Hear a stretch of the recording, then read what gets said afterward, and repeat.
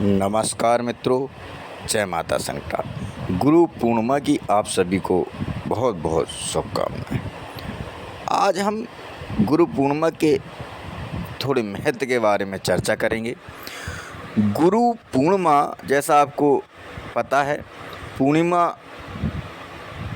15वीं तिथि होती है जो शुक्ल पक्ष की से संबंधित है और आषाढ़ का माह होता है। और गुरु यानी कि ये गुरु से, गुरु वरण करने से संबंधित है। गुरु से जो कुछ भी प्राप्ति के लिए ये विशेष एक पर्व है। इस पर्व को गुरु द्वारा दी हुई चीज़ या गुरु द्वारा कहे हुए शब्द अक्षुण्ण होते। अब बात करते हैं गुरु की। गुरु क्या चीज़ है?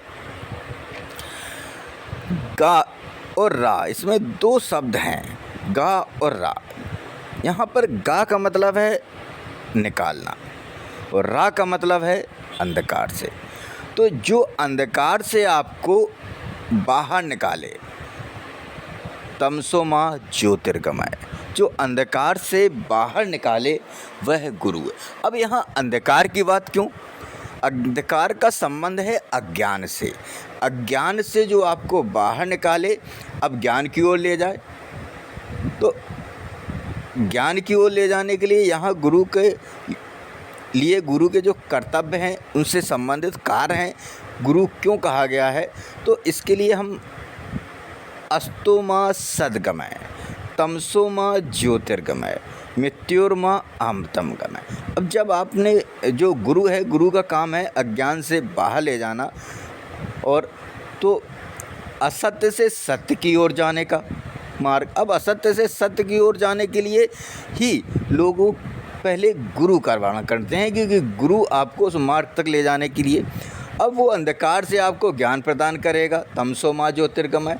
और जब आपको ज्ञान हो जाएगा तो मनुष्य जीवन का अंतिम उद्देश्य क्या है? मुक्ति। तो मनुष्य जीवन का अंतिम उद्देश्य मुक्ति की तरफ जाने के लिए मृत्योर्मा अमृतम गमय, तो मृत्यु से वो अमृत की ओर ले जाने का आपको रास्ता बताता है। यही गुरु का विशेष महत्व है। और यदि हम भारतीय दर्शन की तरफ जाकर इस बात को समझें ऐसे, तो गुरु जो, जब व्यक्ति गुरु का वरण, एक हमारे यहाँ कहावत है, पानी पियो छान कर और गुरु करो जानकर। आपको एक अच्छे गुरु की तलाश होगी। अब यहाँ पर बात करते हैं सनातन धर्म की। सनातन धर्म, संसार में केवल धर्म एक ही है, सनातन, क्योंकि कोई भी मनुष्य धर्म को नहीं बना सकता। तो सनातन जो धर्म है उसमें 6 संप्रदाय हैं। प्राचीन 6 संप्रदाय, अब तो काफ़ी बढ़ गए। तो प्राचीन 6 संप्रदायों में पहला संप्रदाय है सांख्य दर्शन। सांख्य दर्शन जो 24 तत्वों सृष्टि को का निर्माण मानता है, जो ईश्वर भगवान नाम की कोई चीज़ को स्वीकार नहीं करता। उसके बाद न्याय भी लगभग वैसे ही चलता है, उसमें एक तत्व और बढ़ जाता है। उसके बाद योग के बाद फिर वैशेषिक से परमाणु से सृष्टि का निर्माण मानता है। और उसके बाद आता है उत्तर मीमांसा, जो 5वें नंबर का है। उत्तर मीमांसा को वर्तमान में 6वें नंबर का कर दिया गया है, वो आदि शंकराचार्य जी को काउंट करके। लेकिन वो वास्तव में उत्तर मीमांसा जो है, जिसे वेदांत कहा जाता है, वो व्यास जी के द्वारा निरूपित ब्रह्मसूत्र उसका ग्रंथ है, उससे संबंधित है। 6वां जो जैमिनी से संबंधित है, पूर्व मीमांसा। तो जैमिनी का जो संबंध है, तो जैमिनी व्यास जी के शिष्य थे और वो 6वीं परंपरा है। मूर्ति पूजा वगैरह से, वो धारणा से उसका संबंध रहता है। तो आपको, यदि आप मूर्ति पूजा से संबंधित है तो आप जैमिनी में जा सकते हैं। यदि आप निराकार से संबंधित है तो 4 दर्शन आपके सामने हैं।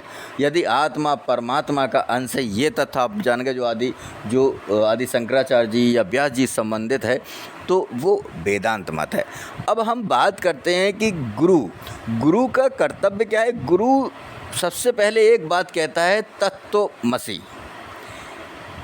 वो बालक से कहता है तत्वमसि। जो जब आपने आज गुरु पूर्णिमा के दिन जो उपनयन संस्कार, विद्यारंभ संस्कार की स्थिति क्रिएट होती है, तो वहाँ आप जब उपनयन होता है, उपनयन का मतलब उप का मतलब दूसरा, नयन का मतलब चक्षु, द्वितीय चक्षु।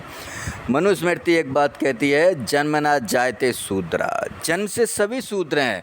संस्कारात उच्यते द्विजा, संस्कार से सभी द्विज होते हैं। तो यहाँ पर गुरु आपको द्विज वर्ण में ले जाता है कि आप गायत्री का कार्य कर सकें। और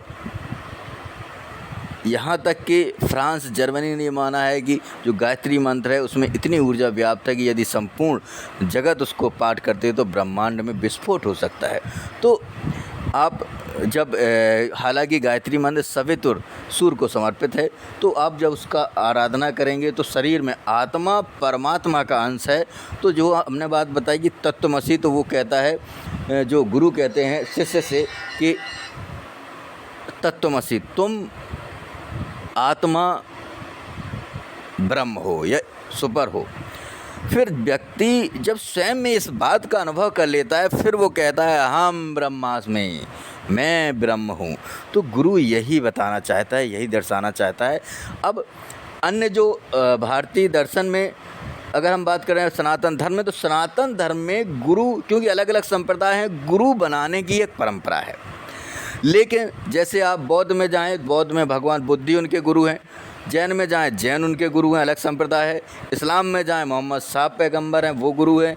आप ईसाई में जाएं तो ईसा मसीह। लेकिन सनातन धर्म एक बहुत बृहद है, तो यहाँ गुरु बनाने की एक परंपरा है। क्योंकि जब तक आप गुरु नहीं बनाएंगे तब तक आपको कहाँ जाना है, किस क्षेत्र में जाना है, ये कैसे कन्फर्म होगा। तो जिस क्षेत्र में आपको जाना, उसी क्षेत्र से संबंधित व्यक्ति गुरु बनाता है।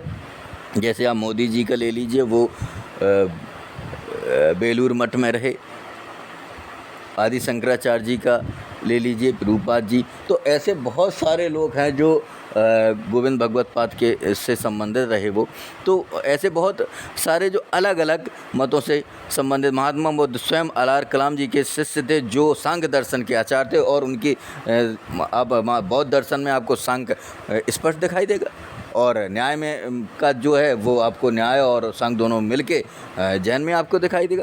तो यहाँ पर गुरु आपको बहुत सोच विचार के एक अच्छा गुरु, जब आप गुरु प्राप्त कर लेंगे तब आप द्विज हो जाएंगे। ऐसा भी कहा जाता है आपने कि आप शूद्रता से, इसीलिए आपने देखा होगा पुराने जो लोग थे या जो गुरु होते हैं, वो अगर आप पूछते हैं दक्ष हैं आप, अगर आप दक्ष हैं तो वो पानी हाथ से पीते थे, अगर आप दक्ष नहीं हैं तो पानी नहीं पीते थे, क्योंकि आप अशुद्ध हैं, अज्ञानी हैं।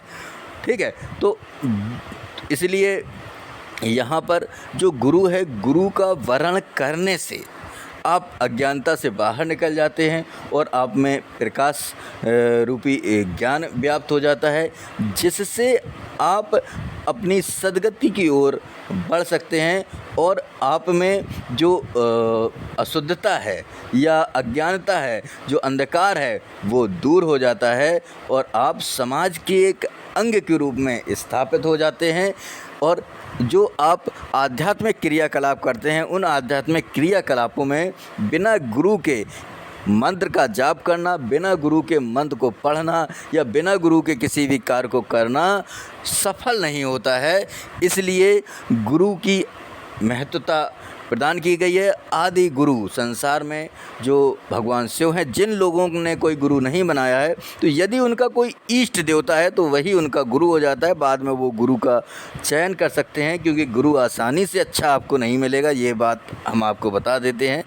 और जब आपका गुरु वरण हो जाएगा तो फिर आपका इष्ट तो आपकी सहायता कर ही रहा है। तो कोशिश यही करना है कि हमें सही इष्ट का चयन करना है, सही गुरु का चयन करना है। आज के लिए बस इतना ही। धन्यवाद। आप सभी को एक बार गुरु पूर्णिमा की बहुत बहुत शुभकामनाएं। इससे संबंधित किसी प्रकार की समस्या या आप इष्ट के बारे में जानना चाहते हैं तो हमसे संपर्क कर सकते हैं। धन्यवाद। नमस्कार मित्रों।